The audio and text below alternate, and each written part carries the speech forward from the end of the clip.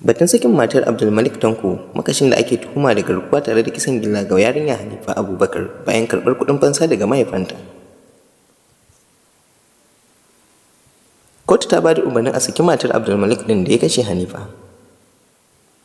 Kotun Majistare da ke Kano ta ba da umarnin a saki matar Abdulmalik ɗin wanda shine makashi da ake tuhuma da zargi na kashe yarinya Hanifa. A ranar Alhamis, matar Jamila Sani ta shaida wa babbar kotu gaskiyar abin da ta sani tun daga farko. Bisa haka, lauyan jiha ya nemi kotun da ta duba shaidar da ta bayar kan mijinta ta ba da umarni a bar ta tafi.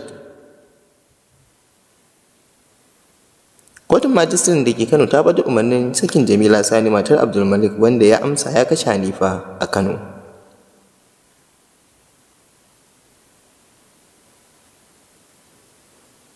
Matar, wacce ake zargi da haɗa baki da mai gidanta wajen sace Hanifa da kashe ta samu 'yanci a ranar Juma'a. Jamilan ta bayyana gaskiyar lamari lokacin da ta ba da shaida kan mijinta a babbar kotun da ke jihar Kano a ranar Alhamis. Tun farko, lauyan jiha Barista Lamido Sauran Ɗinki ya roƙi kotu da duba shaidar da matar ta bayar kan mijinta.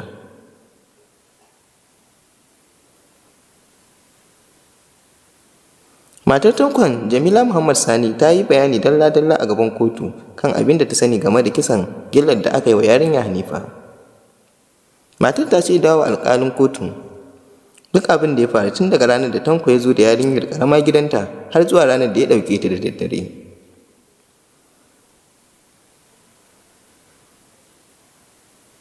A wani sashen bayaninta da ta yi ya bayyana kamar haka. Matar ta Tanko ta ce, ya kawo yarinyar gidana ya faɗa min cewa mahaifiyarta malama ce a makarantarsa. Ta samu aiki a Saudiya, don haka za ta je Abuja ta sanya hannu a wasu takardun tafiya.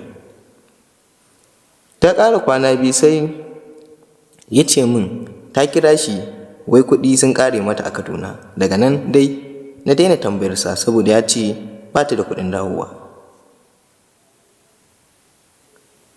Bayan kwana 5 ya ce zai kai ta gida. Lokacin da daddare ne na ɗauki kayan makarantarta na bashi.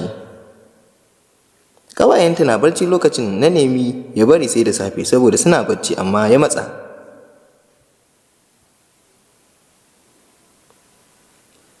Manema labarai sun zauna tare da zanta da lauya mai zaman kansa Barista Tukur Badamasi kan wannan lamarin na sakin matar Tankon, a inda ya ce, a gani na kotun Majistare ta yi ƙoƙari, ta yi abin da ya dace duba da shaidar da ta bayar a babbar kotu kuma kan mijinta na aure.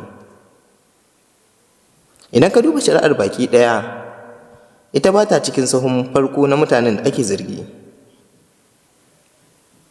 Abin da ke kanta shine haɗa baki da ita, kuma ta yi wa kotu bayanin komai, don haka daidai ne a sake ta.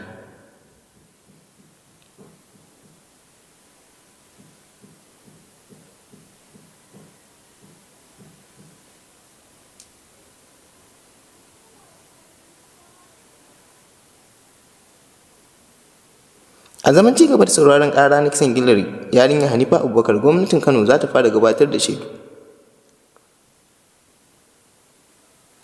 Kamar yadda kuka sani, a ranar Laraba shaidu 3 da aka gabatar sun miƙa wa kotu abubuwa guda 10 da suka ƙwato a hannun waɗanda ake zargi bisa kisan gillar yarinya Hanifa Abubakar.